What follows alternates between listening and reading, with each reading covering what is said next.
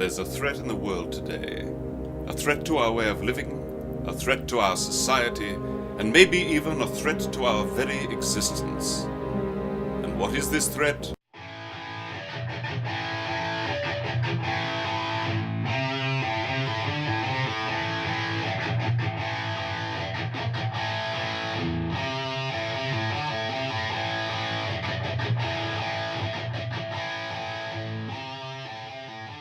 So he put the stats up. John put the stats up. On that note, why don't we bring him in? Somebody's really calling Damon during the show that we do every week. I hope you know this person. Hello.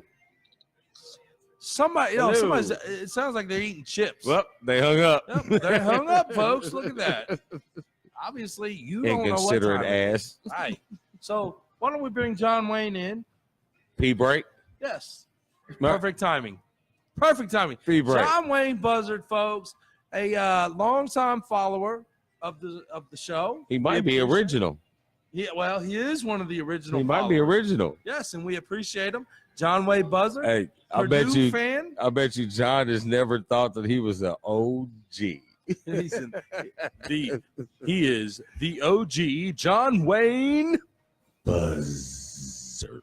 You draw that out, man. Don't draw it out. That's what you're supposed to do because there's a Z's. You got to roll the Z's. So, John, put on the headset. All right. See, this is the second week in a row that we have impromptu guests. There we go. We had Chuck Love last week, and this week we got John Wayne. Appreciate it. John Wayne. So it has been how many years since I've seen you? It's been a while. I think it was a Little League game up in Westfield. Okay. Long time ago. Yes, I think Mackenzie was playing soccer at the time. Okay. I spent a lot of time at the ball fields, but yes. Well, Eli is pretty good at the baseball. He's not bad. So we're in the middle of basketball season right now. Mm-hmm. So, and think about Hamilton County and Central Indiana. It's competitive as hell. Yes, it is. So we did one basketball camp about 3 years ago in Huntington County. Went back to small school area. He goes into a camp and he comes out with like a whole collection of trophies. He goes to Hamilton County and he's buried by like 12 other guys that are just as good just at his middle school. Yeah. So it's just a different style of basketball out here. So yeah. And I mean, and it's really no different in the female game too. No. So yeah. Well, and your daughter is insanely good. She's all right. She's all right. She can be better. That's coming from a basketball guy, you know, and she'll tell you that because right now she's playing on the silver travel team. Okay. And she wanted to be on the gold, but she didn't make the gold. Right. But that's not going to deter her from working hard. Yeah. So, I mean, it happens, you know, so, but, you know, you've been involved in the youth program for quite a while now. Mm-hmm. So what are your thoughts on how the development of the kids are going per se of the idea of just winning games? It's a real good question. So take, for instance, basketball. So what a lot of coaches get into is they think one person is a point guard. Mm-hmm. One person is a center. One person is this. In real basketball, there's no positions. 1 through 5 is interchangeable. We talk a lot about Dirk Nowitzki being able to shoot. Where I would wish it would go would be that development of, hey, you take the ball up the court. Hey, you do this. Let's run and gun. Mm-hmm. What we get into is kind of the overthinking. It not necessarily with Eli's teams, but you get into the daddy ball of, I want my kid playing point guard. I want this to happen. Yeah. So you get, like, I can watch a tryout sometimes, and I'll see kids where I'm like, those are A players, and they end up on the B team. Those are B players, they end up on the A team. But bottom line is, in youth sports, as long as they have a chance to play and they're having fun with their friends, that's the biggest thing, and that's where you develop that love for that game. Mm-hmm. So when I was talking about the, you know, kind of putting in women's sports a little bit more, it's who you grow up and it's your love when you're young. Right. So the biggest thing when you're little is, are you developing that? Are you having fun with it?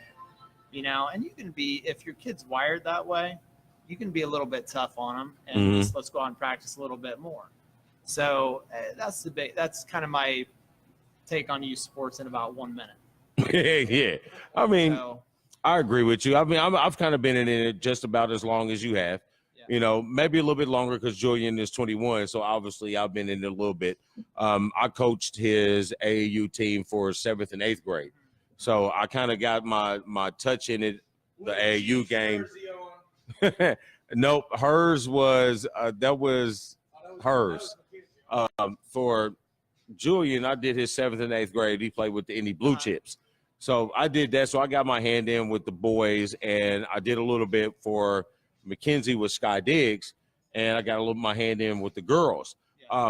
There's a complete difference in how the game is played, not for skill-wise, but how it is approached by officials and parents.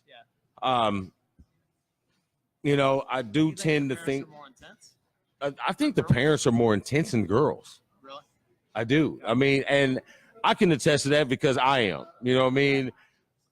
I was, when Jay played, you know, I was in it, but it was like, you know, yeah. But with Mackenzie, I've kind of gotten.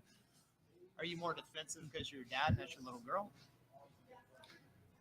Sometimes. Or do you think sometimes. Do you think it's as a whole with people? Well, sometimes I think it goes either way because, you know, when I watch the game and I watch how and then some of these refs you see do both. Okay. So you can see how they switch their officiating for the girls and the boys. Just because they're girls doesn't mean that they can't play physical. I've got a thought. Okay. Your daughter's a low post player. Same as with guys, that biggest person on the court as far as the most dominant, if they touch somebody and they fall, they will pick up a foul. So if you have a 50-50 ball and the other person happens to fall, you will go nuts. I see you on the sidelines going berserk. Yes. Say, it's not a foul just because the kid falls down and they can't stay on 2 feet. Yes. All right. So I'm already seeing. I've not watched your daughter play at one time, but I can see you going berserk on the sidelines, trying to defend your daughter, and also adding in the fact that, okay, for girls sports, if somebody gets touched, they shouldn't hit them so hard. So we better call a lot of fouls. Yeah, and I do see a lot more foul calls in the girls' game because of the physical. It's like they feel that girls can't be physical. And my daughter's a physical player. And there's some girls that I've seen play over the last 6 years that are physical players. And if you're not gonna call that contact in the boys' game, please don't call it in the girls' game. And it's the same referee. Right. You know, just because you're big does not mean you do not get fouled. Yeah. If you need to kick me out, then I can leave if you're done with the break. Listen, we was talking about how long it's gonna take Damon to drink his beer. Oh, it's. I mean, but I don't know why. I'm 3-1 right now on him. I don't know why y'all policing me. You know what I'm saying? Why are you policing me? I'm the one that's got to get up at 2:30 in the morning. So both of you can shut up. Shut up, y'all. All right. I would just say, because I don't want to stay too long here, but I would say that the biggest thing youth sports that we're missing is appreciation. Well, appreciation for the coaches and the volunteers that do everything. Agreed. So what I do see is I see parents dropping off kids and leaving. It's babysitting. But then when it comes down to, I wish you would do it this way, you don't see what we're doing in practice. Right. Okay. If the 2-3 zone isn't working when we're down 20, I'm only running the 2-3 zone to practice the 2-3 zone. I'm not running it because it's effective. I'm running it because I need it to be effective. Later. Right? Yeah. Yeah. Elementary grade. That's So, and the fact that we shouldn't be playing 2-3 zone anyway in the freaking 5th grade, we should be working on man. So, but it's a whole different story. Yes. All I right, agree. So I'm gonna get out of here.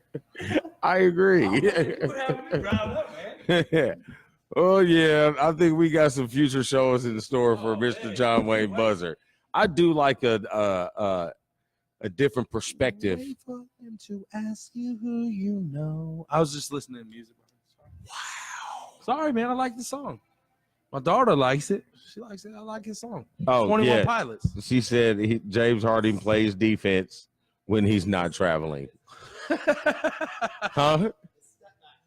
Oh, yeah, it's definitely trouble. I mean, when you take 4 steps to step back. Listen, I posted, who was I can't remember the coach, PJ Carlissimo. The coach that was choked by, Sprewell, choked out by Sprewell. Yep. I posted a Twitter article from him on our page a couple days ago where he's analyzing James Harden's step back. He slows it down. He breaks it down. He circles the ball. He circles the pivot foot. And then you see him pick it up. Listen, folks, when you pick up your pivot foot, you have to release the ball. You cannot put it back down and then take 2 more steps and shoot. No. It's to travel. It's what? It's travel. And I agree with you. Until they start calling it, there is no way that you can stop James Harden. Nope. But see, Patrick, you can shuffle because the damn shoes were so huge. I don't know. That was the worst signature shoe ever. Who's? Patrick Ewing. You think Marburys were better? Yeah, Starbucks. You had a Marbury. You had like 4 of them, didn't you? No, and 1 Marburys for me. That was the most uncomfortable shoe I've ever wore. What? The Marbury. Why?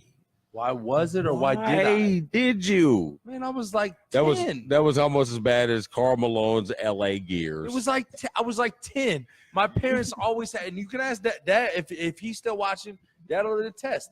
I had like a $40 limit on shoes for basketball. I was like, God damn. He had I mean, if I wanted to buy anything else, I'd have to pay for the remainder. Because we teach responsibility. He had the J9X 1000s.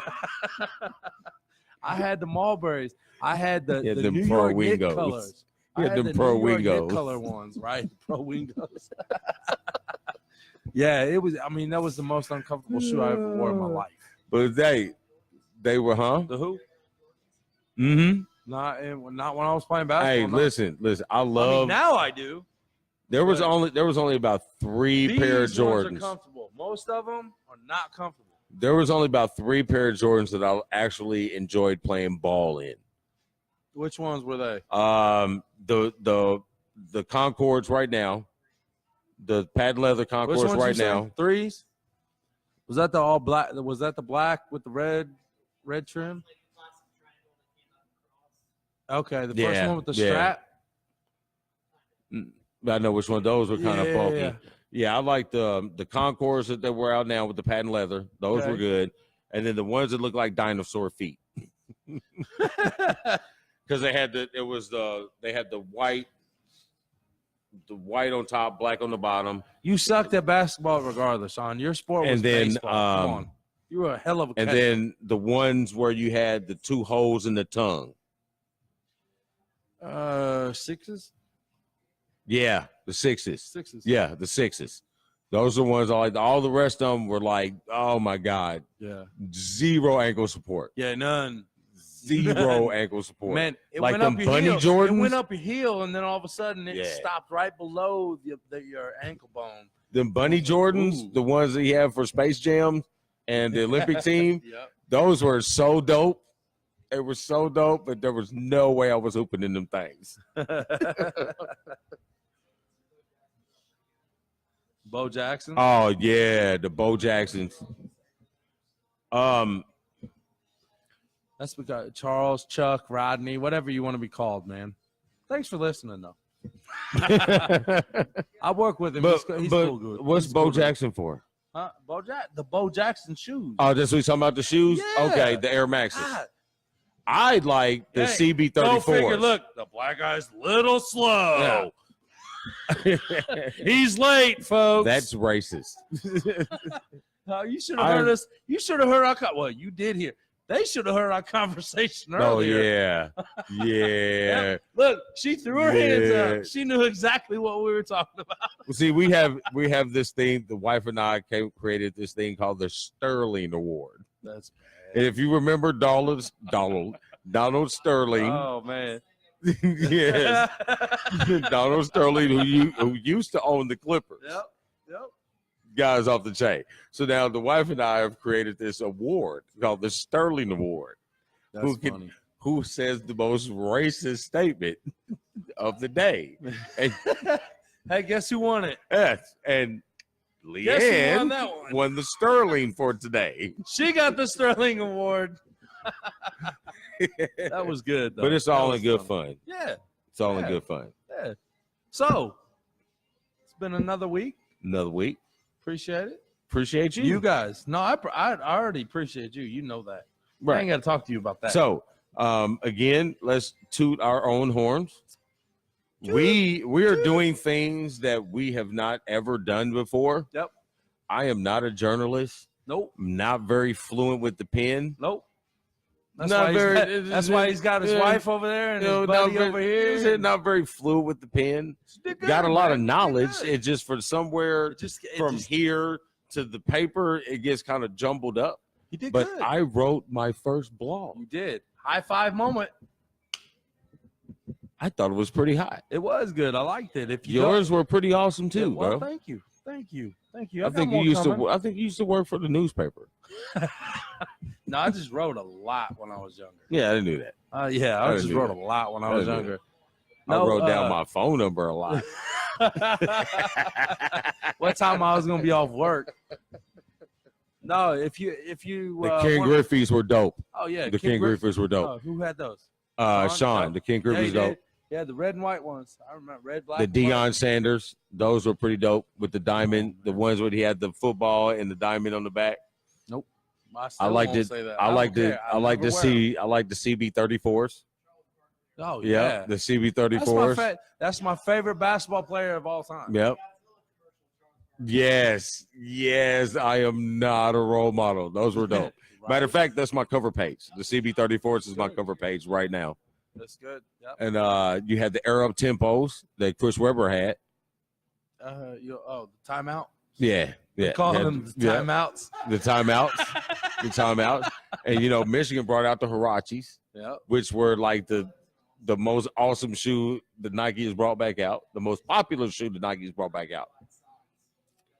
They brought out the black socks. Well, boys were wearing black socks forever. Yeah. I never No. wore black socks until like 5 years ago.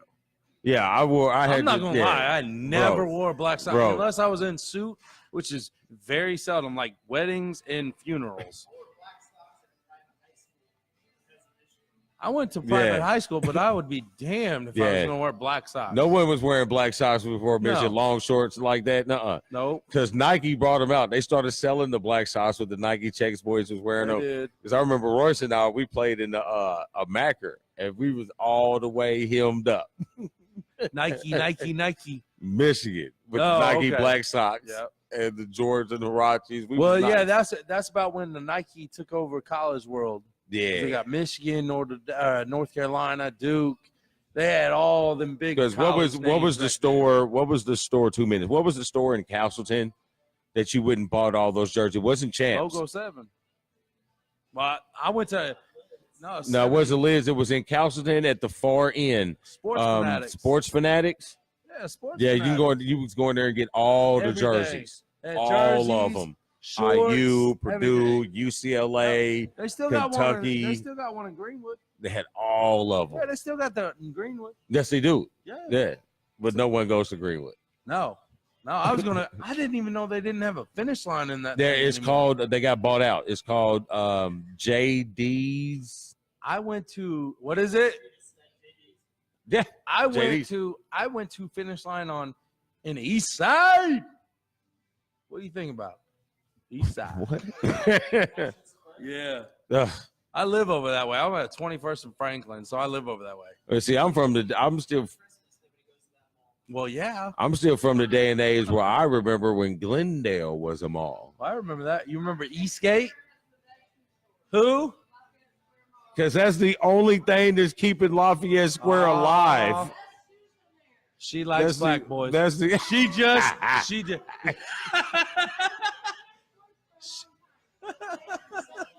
That is the only. That is the only reason why. Right. There's the only reason why Lafayette Square is still there is because of the shoe store. That's it. That's it. And that is it for us, folks, tonight. Black and White Sports, the one, the ass. Check us out, BW Sports One. Like, follow, subscribe, everything. And as always, Damon, look, he's straight. Hold on. Keep it classy. Indy. Come on, man, that was so much of a lag, dude. Don't do that again. No, my bad. That sucks. Let's try it again. Do it again. Keep it classy. Indy.